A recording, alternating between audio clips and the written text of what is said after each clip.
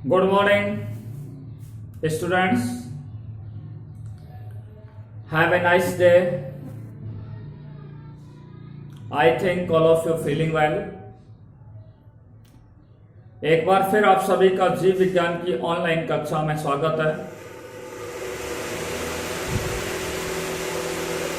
Dear student, पिछले video में हमने आपको पराशरण कितने प्रकार का होता है और पराशरण का क्या महत्व है, इन बिंदुओं पर आपसे हमने चर्चा की।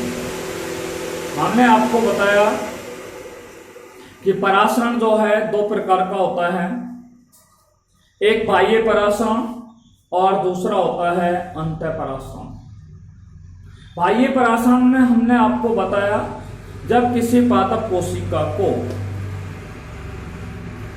अति पराशरी विलयन में रखा जाता है तो उस कोशिका से जल के अणु या विलायक के अणु बाहर निकलते हैं,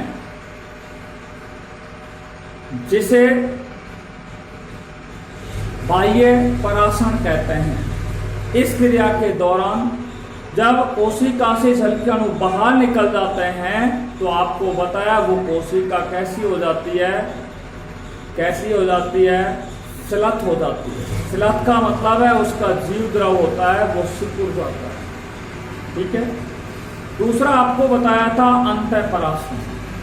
जब किसी पादप कोशिका को अल्प पराशरी विलयन में रखा जाता है तो उस कोशिका में जल के अणु या विलायक के अणु कोशिका के अंदर क्या करते हैं, प्रवेश करते हैं, जिससे कोशिका क्या हो जाती है, फूल जाती है, स्फीत हो जाती है, जिस क्रिया को क्या कहा जाता है,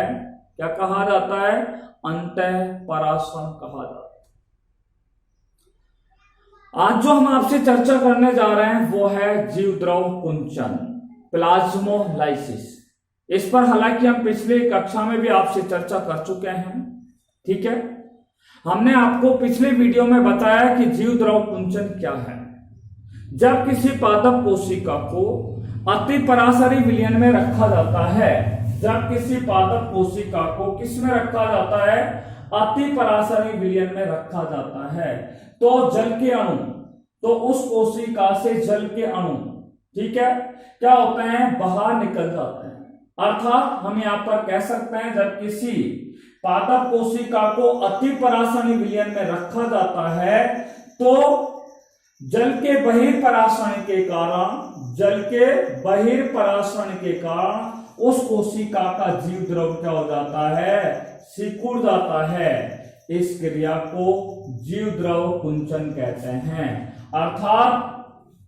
अर्थात इस क्रिया के दौरान या इस जीव द्रव कुंचन की क्रिया के दौरान पादप कोशिका के अंदर जो जीव द्रव होता है वो कैसा हो जाता है, शिलत हो जाता है।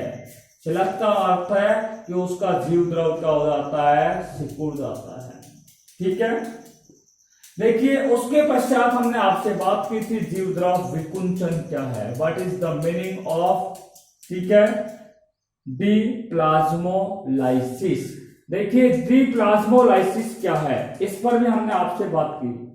हमने बताया कि जब किसी पादप को अल्प पराशरी विलयन में रखा जाता है, अर्थात ध्यान से सुनना है, ये पादप कोशिका वो नहीं है, यानी कि ये क्या चीज है, ये कोशिका जो थी, जो हमने जीवद्रव कुंचन की आपने पढ़ी थी, ठीक है, यानी कि प्रारंभिक जीवद्रव कुंचित कोशिका। कौन सी? प्रारंभिक जीवद्रव कोशिका या जीवद्रव कुंचित कोशिका को, ये प्रारंभिक जीवद्रव कुंचित कोशिका क्यों कह रहे हैं, क्योंकि हमने आपको जीवद्रव की परिभाषा आपको बताई थी जीवद्रव कुंचन की, कि जब किसी पादप कोशिका को अति पराशरी विलयन में रखा जाता है तो इस पादप कोशिका से जल के अणु बाहर निकल जाते हैं, जिससे इस पादप कोशिका के अंदर जीवद्रव क्या हो जाता है, संकुचित हो जाता है, संघनित अवस्था में आ जाता है, उसे अति पराशरण कहते हैं। उसे क्या कहते हैं, जीवद्रव कुंचन कहते हैं। इस जीवद्रव कुंचन में मैंने आपको बताया कि इसके अंदर ये प्रारंभिक जीवद्रव कुंचन की कोशिका को किसमें रख दिया जाए, अल्प पराशरी विलयन में रख दिया जाए। प्रारंभिक जीवद्रव कुंचित कोशिका को किसमें रखा है हमने, अल्प परासनी विलयन में रखा जाता है। तो इस कोशिका का जो संघनित जीवद्रव होता है वो अपने पूर्ववत अवस्था के अंदर आ जाता है, जिस क्रिया को जीवद्रव विकुंचन कहते हैं। कल भी मैंने आपको बताया जीवद्रव कुंचन में क्या है कि कोशिका के अंदर से जल क्या हो जाता है, बाहर निकल जाए तो जीवद्रव कुंचन कहलाता है। और जीवद्रव विकुंचन जब कोशिका के अंदर वो प्रारंभिक जीवद्रव कुंचित कोशिका में पुनः जल क्या है प्रवेश करने लग जाए तो क्या है, कोशिका स्फीत हो जाती है, अर्थात वो उनमें उस कोशिका कैसी हो जाती है, फूल जाती है, जिस क्रिया को जीवद्रव्य विकुंचन कहा जाता है। इन दोनों बिंदुओं पर भी मैंने लास्ट वीडियो में आपसे क्या कर ली थी, चर्चा कर ली। आज जो हम आपसे चर्चा करेंगे, आज जो हम इस वीडियो के अंदर आपसे बात करने जा रहे हैं वो है हमारा मेन टॉपिक जीवद्रव्य कुंचन प्रक्रिया का, जीवद्रव कुंचन प्रक्रिया का प्रायोगिक प्रदर्शन, practically demonstration of plasmolysis. Okay, so dear student, आज जो हम आपसे चर्चा करने जा रहे हैं वो आपको हम बता चुके हैं। किस पे बात करने जा रहे हैं कि भैया जीवद्रव कुंचन का आज का जो मेन टॉपिक है, हमने आज का टॉपिक लिख रहे हैं जीवद्रव्य कुंचन का प्रायोगिक प्रदर्शन। देखिए भैया, ये आपके प्रैक्टिकल में भी है। 12th बायोलॉजी का जो प्रैक्टिकल है, ठीक है, प्लांट फिजियोलॉजी के जो एक्सपेरिमेंट है, मेजर एक्सपेरिमेंट है, उस बॉटनी के मेजर एक्सपेरिमेंट में ये दिया हुआ है कि जीवद्रव कुंचन का प्रायोगिक प्रदर्शन का अध्ययन करना, ठीक है, प्रैक्टिकली डेमोन्स्ट्रेशन ऑफ प्लाज्मोलाइसिस। अब देखिए किस तरीके से इसका एक्सपेरिमेंट हम करेंगे। सबसे पहले क्या है कि हम एक पौधा लेंगे जिसका नाम है रोयो डिस्कलर, जिसको आप लोग ट्रेडेस्केंसिया भी कह सकते हैं। क्या नाम है पौधे का? रोयो डिस्कलर, रोहियो डिस्कलर। ये रोयो डिस्कलर नाम का एक पौधा है, ठीक है। या हम रोयो डिस्कलर का पौधा न लें तो ट्रेडेस्केंसिया, ठीक है, ट्रेडेस्केंसिया, स्कैंसिया। देखिए रोयो डिस्कलर की पत्ती या ट्रेडेस्केंसिया जो पौधा होता है उसकी पत्ती लेते हैं। क्या लेते हैं? पत्ती ली जाती है, ठीक है। किसका अध्ययन करने जा रहे हैं? जीवद्रव कुंचन प्रक्रिया का प्रायोगिक प्रदर्शन का हम अध्ययन करने जा रहे हैं। तो सबसे पहले हम रोयो डिस्कलर जो पादप है उसकी पत्ती को क्या है लेते हैं, और पत्ती की जो निचली अधिचरम है, ये ऊपरी अधिचरम है, ये निचली अधिचरम है, ठीक है। तो पत्ती की जो निचली अधिचरम होती है, ठीक है, जैसे हमने ये पत्ती है, ठीक है भैया, ये पत्ती है, और पत्ती की जो निचली सतह होती है उस निचली सतह पर हम तिरछा, ठीक है, उसको तिरछा काटते हैं। कैसे काटते हैं? उसको तिरछा काटते हैं। जब उसको तिरछा काटा जाता है, ठीक है, तो काटने के दौरान क्या होते हैं? छोटे छोटे टुकड़े हमें प्राप्त होते हैं, ठीक है। तो हमने क्या किया, रोयो डिस्कलर या ट्रेडेस्केंसिया की जो पत्तियां होती हैं, ठीक है, पत्ती की जो निचली अधिचरम होती है, लोअर एपिडर्मिस होती है, उस लोअर एपिडर्मिस को काट करके क्या कर लिया जाता है? अलग कर लिया जाता है। अब लोअर जो निचली अधिचरम होती है, निचली पत्ती की जो निचली अधिचरम है उसको हमने क्या किया है? पत्ती से काट लिया है, चाकू से काट लिया है, ठीक है। और काटने के बाद उसके जो टुकड़े प्राप्त होते हैं, ठीक है, उस टुकड़े को हम प्राप्त कर लेते हैं, टुकड़े को लेते हैं, और उस टुकड़े को मान लीजिए ये टुकड़ा हमें प्राप्त हुआ है, तो इस टुकड़े के भी हम क्या कर लेंगे? 2 टुकड़े कर लेंगे, ठीक है। कितने टुकड़े कर लेंगे? इस अधिचरम के हम कितने टुकड़े करेंगे? 2 टुकड़े कर लेते हैं, ठीक है। आप देखेंगे कि इस अधिचरम की जो कोशिका होती है, इस अधिचरण की जो कोशिका होती है वो आपको बैंगनी रंग की क्या है दिखाई देगी। ये कैसे दिखाई देगी? बैंगनी रंग की आपको दिखाई देगी। कैसे दिखाई देगी? बैंगनी रंग की दिखाई देगी। अब हम सबसे पहले क्या करते हैं, ध्यान से देखिए। एक हमने यहां पे पेट्री डिश लिया है, ये पेट्री डिश है, ठीक है।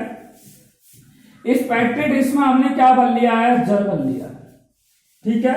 तो एक टुकड़े को, तो इस वाले टुकड़े को तो हमने पेट्री डिश के अंदर भरा हुआ जल के अंदर क्या है उसको डाल दिया जाता है। और दूसरी पेट्री डिश है, ये दूसरी पेट्री डिश है, ठीक है। और इस दूसरी पेट्री डिश के अंदर हम चीनी का घोल भर लेते हैं। किसका घोल भर लिया जाता है? चीनी का घोल भर लिया जाता है।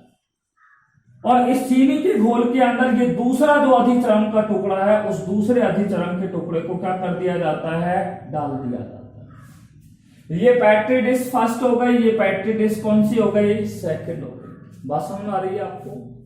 तो अधिचरण के एक टुकड़े को तो हमने जल में डाल दिया है और दूसरे अधिचरण के टुकड़े को किस में डाल दिया है? चीनी के घोल के अंदर क्या है हमने उसे डाल दिया। यहां तक बात आपकी क्लियरली समझ आ गई होगी, ठीक है। अब हम क्या करते हैं, कुछ समय पश्चात, ठीक है, कुछ समय के लिए इन दोनों पेट्री डिशों को रखे रखते हैं, ठीक है। और कुछ समय पश्चात जो पानी में रखी हुई, ध्यान से सुना है, कुछ समय पश्चात हम देखते हैं कि पानी में रखी हुई जो पानी के अंदर रखा हुआ जो अधिचरण होती है, पानी में रखी हुई जो अधिचरण होती है, इस अधिचरण को सूक्ष्मदर्शी की सहायता से हम क्या करते हैं, इसको देखते हैं। पानी में रखी हुई इस अधिचरण को किसकी सहायता से देखते हैं? माइक्रोस्कोप की सहायता से देखते हैं। जब इसे माइक्रोस्कोप की सहायता से देखा जाता है, ठीक है, जल में रखी हुई निचली अधिचरण को,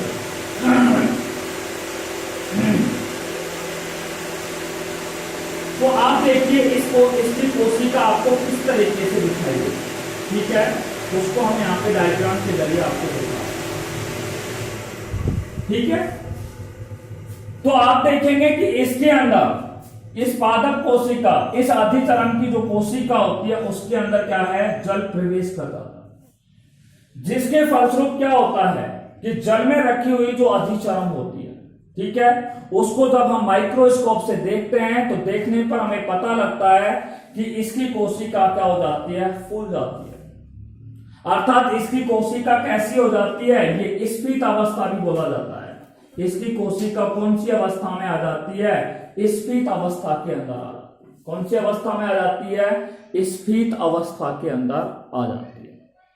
अर्थात कोशिका यहां पर क्या हो गई है? स्फीत हो गई है। अब हम क्या करते हैं, ये दूसरे पेट्री डिश में हमने चीनी का घोल लिया है, इसको भी कुछ देर के लिए रखा और रखने के पश्चात हमने क्या किया, इस चीनी के घोल में रखी हुई जो अधिचरण होगी इसको हमने निकाला और माइक्रोस्कोप की सहायता से देखा। जब माइक्रोस्कोप की सहायता से देखा जाता है तो आप देखिए इसकी जो पादप कोशिका होती है, इसकी ये पादप कोशिका है और इस पादप कोशिका में आप देखेंगे कि यहां पर, ठीक है, यहां पर क्या है कि जो कोशिका होती है उसके अंदर जीव द्रव कैसा हो जाता है? इस तरीके से संकुचित हो जाता है। तो ये जीव द्रव कैसा हो जाता है? यहाँ पे संकुचित हो गया है। अर्थात कोशिका कौन सी अवस्था में आ जाती है? सलथ अवस्था में आ जाती है। सलथ का मतलब है पिचक जाना। अगर हम अपनी सामान्य भाषा में बोले तो सलथ का अर्थ होता है पिचकना, ठीक है। तो आपने देखा रोयो डिस्कलर या ट्रेडिस्केंसिया की पत्ती का एक्सपेरिमेंट आपने यहां पर देखा है। तो यहां पर जब क्या है, जिस अधिचरण को, ठीक है, अधिचरण के टुकड़े को जल में रखा जाता है उसकी कोशिका कैसी हो जाती है? फूल जाती है, स्फीत अवस्था में आ जाती है। और जिस अधिचरण के टुकड़े को चीनी के घोल में रखा जाता है तो उसको हमने माइक्रोस्कोप से देखा तो उसकी कोशिका कैसी अवस्था में आ जाती है? सिलत अवस्था में आ जाती है।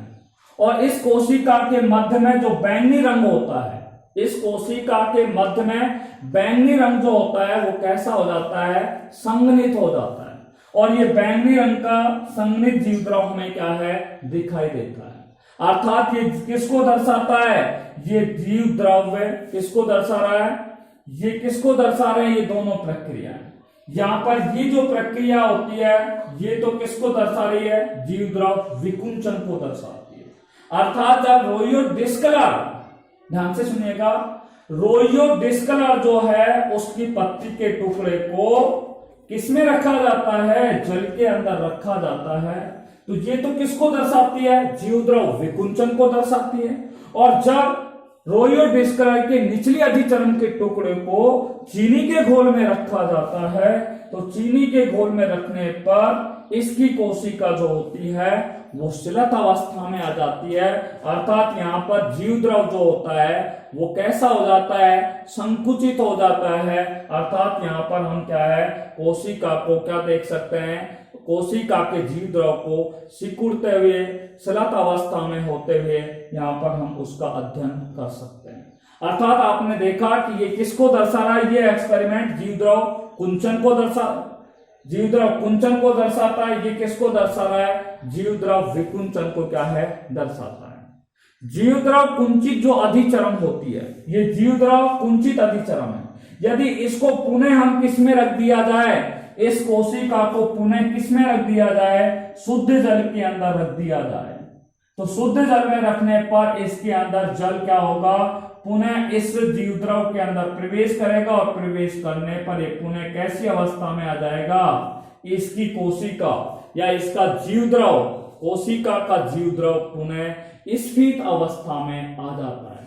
ठीक है, उसे हम क्या कहते हैं, जीवद्रव विकुंचन की क्रिया कहते हैं। कौन सी क्रिया कहते हैं, जीवद्रव विकुंचन की क्रिया कहते हैं। एक बार फिर एक्सपेरिमेंट को मैं आपको दौरान करके बता रहा हूं, ध्यान से सुनिए कि जीवद्रव कुंचन का प्रायोगिक प्रदर्शन करने के लिए अध्ययन करने के रोइयो डिस्कलर या ट्रेडिस्कंसिया की पत्ती का जो निचली अधिचरण होती है उसको काटा जाता है। काटने के बाद उसके टुकड़े को लिया जाता है, टुकड़े को दो भागों में क्या कर लिया जाता है, बांट लिया जाता है। एक टुकड़े को ठीक है जल के अंदर रखा जाता है, दूसरे टुकड़े को चीनी के घोल के अंदर रखा जाता है। कुछ समय के लिए इस एक्सपेरिमेंट को रखा जाता है। कुछ समय पश्चात हम देखते हैं, ठीक है, जिस रोइयो डिस्कलर की पत्ती के टुकड़े को जल में रखा जाता है उसे हम निकाल करके माइक्रोस्कोप में लगा करके देखते हैं, तो उसकी कोशिका का जीवद्रव कैसा हो जाता है, स्फीत हो जाता है। अर्थात यहाँ पर हम देखते हैं कि कोशिका के अंदर क्या हो गया है, जीवद्रव विकुंचन का हम यहाँ अध्ययन कर सकते हैं। परंतु जिस रोइयो डिस्कलर की पत्ती के दूसरे टुकड़े को हमने किसमें डाला था, चीनी के घोल में रखा था, ठीक है, चीनी के घोल में रखा था, उसको हम किस में देखते हैं, माइक्रोस्कोप में देखते हैं, तो उसकी कोशिका के अंदर जो जीवद्रव होता है, बैंगनी रंग का जो जीवद्रव होता है वो कोशिका के मध्य में क्या हो जाता है, संकुचित रूप में हमें क्या होता है, दिखाई देता है, जो कि हमें किसको दर्शाता है, जीवद्रव कुंचन को क्या करता है, प्रदर्शित करता है। ये किसको दर्शाता है, जीवद्रव कुंचन को क्या करता है, दर्शाता है या प्रदर्शित करता है।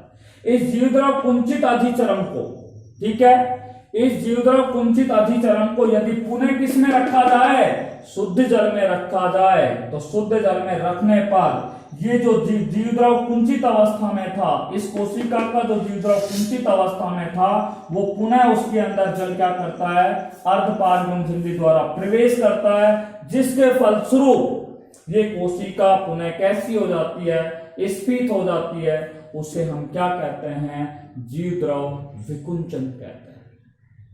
यह है हमारा जीवद्रव कुंचन का प्रायोगिक प्रदर्शन और ये आपका एक्सपेरिमेंट, आप इसको हम आपको प्रैक्टिकल में भी आपको कराते हैं। ठीक है, अब हम आपसे नेक्स्ट टॉपिक पर आपसे बात करने जा रहे हैं और वो है हमारा अंतः शोषण।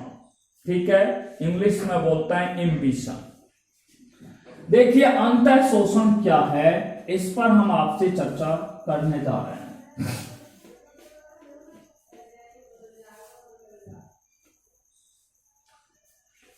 देखिए नेक्स्ट टॉपिक है जिस पर हम बात करने जा रहे हैं और वो टॉपिक है हमारा अंतः शोषण। कौन सा टॉपिक है बेटा, अंतः शोषण के नाम से उसे जानते हैं। किस नाम से जानते हैं, अंतः शोषण के नाम से उसे हम बात करने जा रहे हैं। ठीक है, देखिए अंतः शोषण को इंग्लिश में बोलते हैं इम्बिशन, अंतः शोषण को इम्बिशन कहते हैं। देखिए तो अंतः शोषण का अध्ययन हम करने जा रहे हैं। What is the meaning of ambition? आपने देखा होगा कि बरसात के दिनों के अंदर जब हमारे दरवाजे या खिड़कियां जो होती हैं वो पानी में यदि भीग जाती हैं, ठीक है, या हमारी चारपाई जो होती है जो रेशों से बनी हुई होती है, वो चारपाई, ठीक है, पानी के कारण क्या होती है, वो लकड़ी के दरवाजे खिड़कियां चारपाई जो होती है वो पानी के कारण क्या हो जाती है, फूल जाती है। अर्थात बरसात के समय में जो लकड़ी के दरवाजे होते हैं, खिड़कियां होती हैं, वो फूल जाती हैं, ठीक है, जिससे क्या है कि बारिश के दिनों में वो दरवाजे और खिड़कियां क्या नहीं हो पाती हैं, बंद नहीं हो पाती। उनको बंद करते हैं तो हमें ज्यादा बल लगाना पड़ता है, अधिक बल लगाना पड़ता है। कई बार हम बोलते हैं कि भैया ये दरवाजे खिड़कियां क्या है भैया, अकड़ गए हैं, ऐसा इस शब्द का हम कई बार क्या करते हैं, प्रयोग करते हैं। इसका मतलब है कि जल है, ठीक है, ये मान लीजिए एक दरवाजा है, हमने आपको एक दरवाजा बना करके दिखाया, जैसे ये एक दरवाजा है, ठीक है, इस तरीके से ये एक दरवाजा है, आप देख रहे हो, ठीक है,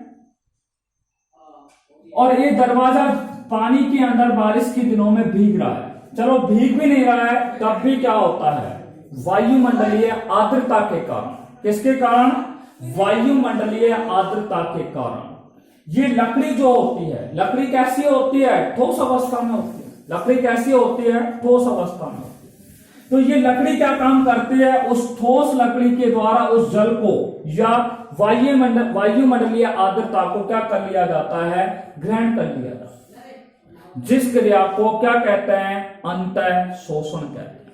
क्या कहते हैं, अंतः शोषण कहते हैं।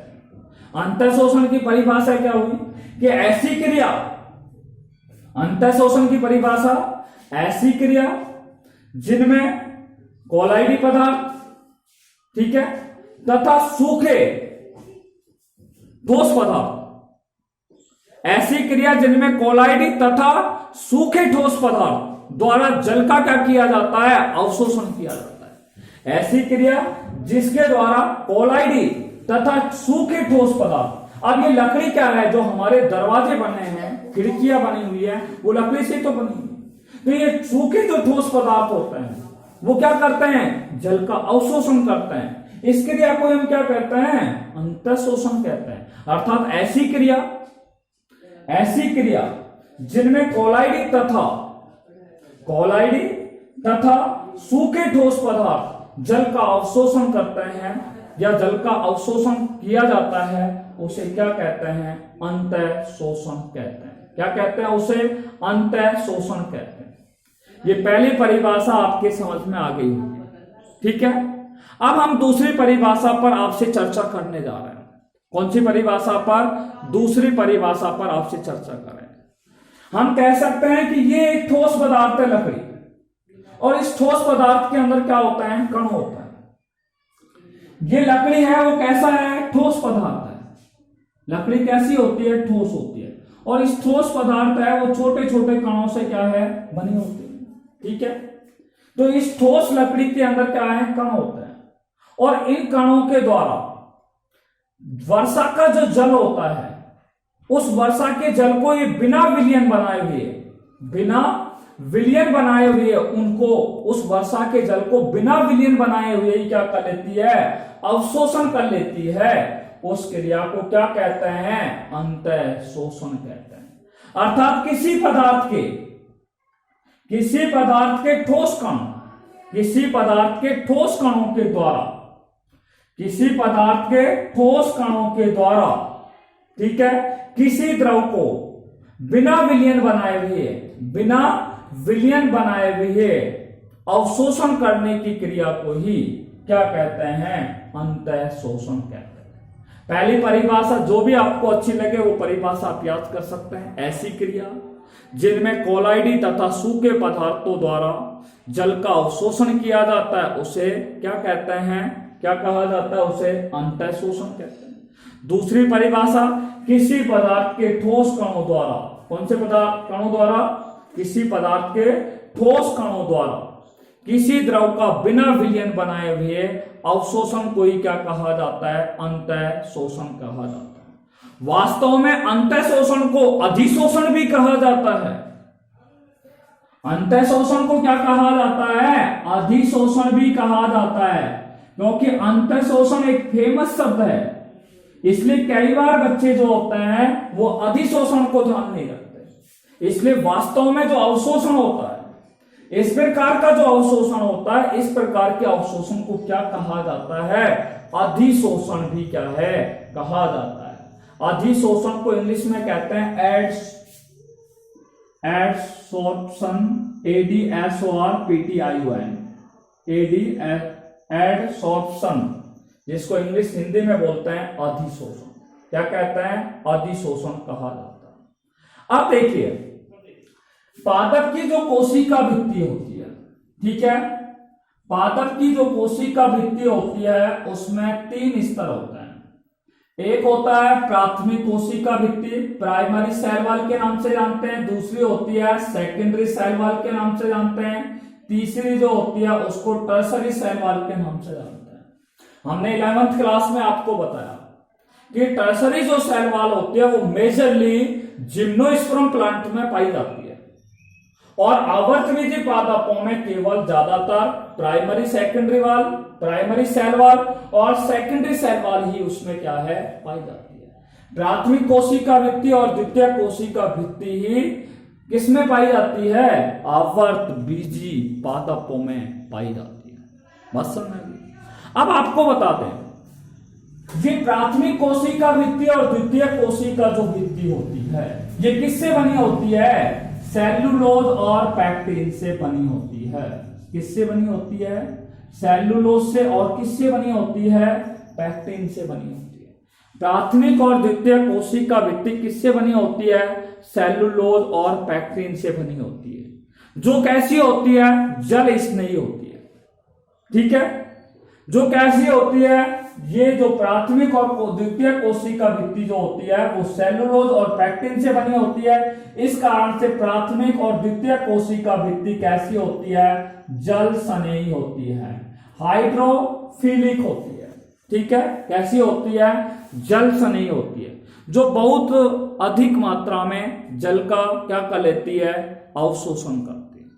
जो जल का क्या करती है, बहुत अधिक मात्रा में क्या कर लेती है, अवशोषण कर लेती है। अब बात करते हैं अवशोषण को प्रभावित करने वाले कारक, फैक्टर इफेक्टिंग द इम्बिशन। ठीक है, तो अंतः शोषण को प्रभावित करने वाले कारक, देखिए बात करते हैं अंतः शोषण को प्रभावित करने वाले कारक। ठीक है, अंतः शोषण को प्रभावित करने वाले कारक,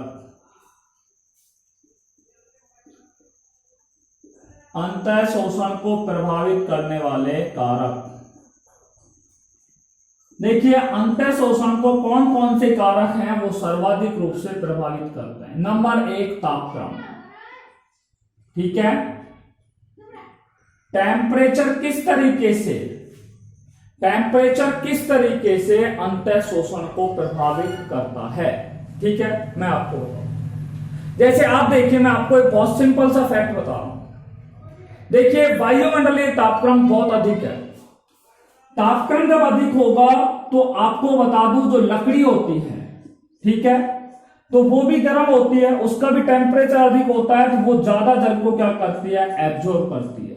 वायु, वर्षा की जल को या वायुमंडलीय जो आर्द्रता होती है उसको, नमी जो होती है उसको क्या करती है, अधिक मात्रा में क्या करती है, अवशोषित करती है। इसलिए तापक्रम अगर अधिक होगा तो अंतः शोषण भी कैसा होता है, अधिक होता है।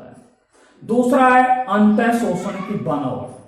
ये बनावट पर निर्भर करता है कि उसकी बनावट कैसे, लकड़ी की है जो बनावट है, दरवाजे की या खिड़कियों की बनावट है, वो उस पर क्या करता है, निर्भर करता है।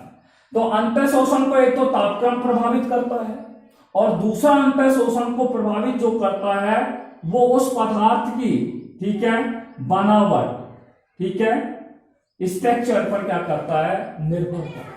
ठीक है। दूसरा है बंधुता, कि उनके बीच उस लकड़ी के और जल के बीच में बंधुता कैसी है। ठीक है। लकड़ी कई प्रकार की होती है। ठीक है। कुछ लकड़ियां बहुत अधिक मात्रा में जल का अवशोषण करती है, तो कुछ ऐसी भी होती हैं जो जल का बहुत कम अवशोषण करती है। तो वो क्या होती है, बंधुता और जल विभव पर, जल विभव का जो अंतर होता है। ठीक है। बंधुता और जल विभव पर क्या करती है, बंधुता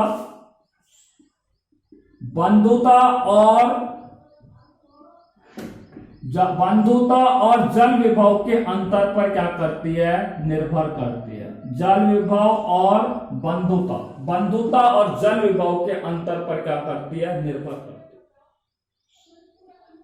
अंतः शोषण को ये 3 कारक प्रमुख रूप से प्रभावित करते हैं। नंबर 1 तापक्रम, नंबर 2 बनावट, नंबर 3 बंधुता और जल विभव का अंतर। ये 3 कारक क्या करते हैं, सर्वाधिक प्रभावित करते हैं। सबसे अंतिम टॉपिक पर हम बात करते हैं अंतः शोषण का महत्व। अंतः शोषण का महत्व, इंपॉर्टेंस ऑफ इम्बिशन। इंपॉर्टेंस ऑफ इम्बिशन के नाम से जाना जाता है। ठीक है। देखो भाई, अंतः शोषण का क्या महत्व है, इंपॉर्टेंस ऑफ इम्बिशन। ठीक है। सबसे पहला पॉइंट पे आपसे बात करने जा रहा हूं, वो सुनिए। देखिए, बीजों का अंकुरण के समय, बीजों का क्या होता है, अंकुरण होता है। और बीजों के अंकुरण के समय, पहला पॉइंट मैं आपसे बात करता हूं कि बीजों का जब अंकुरण होता है, ठीक है, जैसे हमने ये आपको चने का बीज बना के दिखा रहे हैं, ये क्या है, बीज होता है। ठीक है। ये बीज होता है और इस बीज को हमने मृदा में क्या कर दिया है, रोपित कर दिया है। मृदा में जब इसको रोपित कर दिया जाएगा तो इस बीज का क्या होगा, अंकुरण होगा। और अंकुरण के समय बीजों का क्या होता है, स्फुटन में क्या होता है, ये सहायक होता है। ठीक है। कौन, अंतः शोषण। क्योंकि ये बीज जो है उसको मृदा में बोया जाता है, तो मृदा में उपस्थित जो नमी होती है वो इस सूखे बीज के द्वारा क्या कर ली जाती है, ग्रहण कर ली जाती है। और जब सूखे बीज के द्वारा जब ये नमी ग्रहण कर ली जाती है, ठीक है, मृदा की नमी को जब ग्रहण कर लिया जाता है तो इस बीज के अंदर क्या होता है, स्फुटन होता है। ठीक है। और स्फुटन होने के पश्चात इस बीज में क्या होता है, अंकुरण की क्रिया प्रारंभ होती है। इसलिए पहला पॉइंट हो गया बीजों के अंकुरण के समय। ठीक है। बीजों के स्फुटन की क्रिया में क्या है, अंतः शोषण क्या होता है, सहायक होता है। दूसरा पॉइंट हम बात कर रहे हैं कि अंतः शोषण की क्रिया द्वारा ही ये जो अंकुरित बीज होते हैं, ठीक है, बीजों यानी कि अंतः शोषण की क्रिया के द्वारा ही अंकुरित जो बीज होते हैं, उन अंकुरित बीजों के द्वारा क्या किया जाता है, जल का अंतः शोषण किया जाता है या जल का अधिशोषण किया जाता है। तीसरा बिंदु हम बात करते हैं जो शुष्क फल होते हैं। क्या होते हैं, शुष्क फल होते हैं। और दूसरी कौन होती है, बीजाणुधानियां होती हैं, लघु बीजाणुधानी होती है। शुष्क फलों का स्फुटन हो चाहे क्या हो, बीजाणुधानियों का स्फुटन हो। ठीक है। तो शुष्क फल और बीजाणुधानियों का स्फुटन जो होता है वो भी अंतः शोषण के द्वारा ही होता है। किसके द्वारा होता है, अंतः शोषण के द्वारा होता है। और सबसे अंतिम बिंदु पर हम बात कर रहे हैं, चौथे बिंदु पर, कि नए पादपों को जो पुनर्जीवन प्राप्त होता है, नए पादपों को जो पुनर्जीवन प्राप्त होता है या पुनर्जीवन की जो क्रिया होती है उसमें जल स्नेही कोलाइडल की उपस्थिति के कारण ही होता है। अर्थात कई पादपों को जो पुनर्जीवन की क्रिया में, पुनर्जीवन की जो क्रिया प्राप्त होती है, पुनर्जीवन उनको प्राप्त होता है, तो उस पुनर्जीवन की क्रिया में जल स्नेही कोलाइडल की उपस्थिति के कारण होता है। ठीक है। ये हमने आपसे अंतः शोषण के 4 महत्वों पर आपसे क्या कर लिया है, चर्चा कर ली। एक बार फिर रिपीट कर रहे हैं कि बीजों के अंकुरण के समय, ठीक है, ये किसकी क्रिया में सहायक होते हैं, स्फुटन की क्रिया में सहायक होते हैं। अंतर शोषण की क्रिया द्वारा अंकुरित जो बीज होते हैं वो जल का क्या करते हैं, अवशोषण करते हैं। शुष्क फल एवं बीजाणुधानियों का स्फुटन भी किसके द्वारा होता है, अंतर शोषण के द्वारा ही होता है। और नए पादपों को या कई ऐसे पादप होते हैं जिनको पुनर्जीवन जो प्राप्त होता है वो जल स्नेही कॉलाइडलों के कारण ही क्या होता है, प्राप्त होता है। देखिए ये पार्ट लगभग समाप्ति की ओर है। बस एक बहुत ही इंटरेस्टिंग मैथमेटिकल, ठीक है, टॉपिक्स के रूप में कुछ प्रेशर्स बचे हुए हैं, उन पर हम नेक्स्ट क्लास में आपसे डिस्कस करेंगे, ठीक है। आज जो हमने आपसे चर्चा की है वो जीवद्रव कुंचन क्या है, जीवद्रव विकुंचन क्या है, जीवद्रव कुंचन का प्रायोगिक प्रदर्शन कैसे किया जाता है, अंतर शोषण क्या है, अंतर शोषण को कौन से ऐसे कारक है जो सर्वाधिक रूप से प्रभावित करते हैं, और सबसे अंत में हमने बात की है अंतर शोषण का क्या महत्व है। तो इन सभी बिंदुओं पर आज हमने आपसे चर्चा की है। यदि आपको किसी भी प्रकार की समस्या हो तो आप इसको बार बार मैं आपसे लगातार अपने वीडियोज में बोलता हुआ आ रहा हूँ कि भाई जिनको कोई टॉपिक या कोई बिंदु, कोई टीचिंग पॉइंट अगर समझ में नहीं आए तो वो बेफिक्र होकर के व्हाट्सएप पर मैसेज भेज करके वो अपना उत्तर प्राप्त कर सकता है, अपनी प्रॉब्लम का सॉल्यूशन क्या है जान सकता है। ये हम बार बार कहते हुए आ रहे हैं, पर nobody asked me any question about all these chapters. Why? Such type questions will be arise in our mind. Why? Why do not ask me questions? I think all of you understand.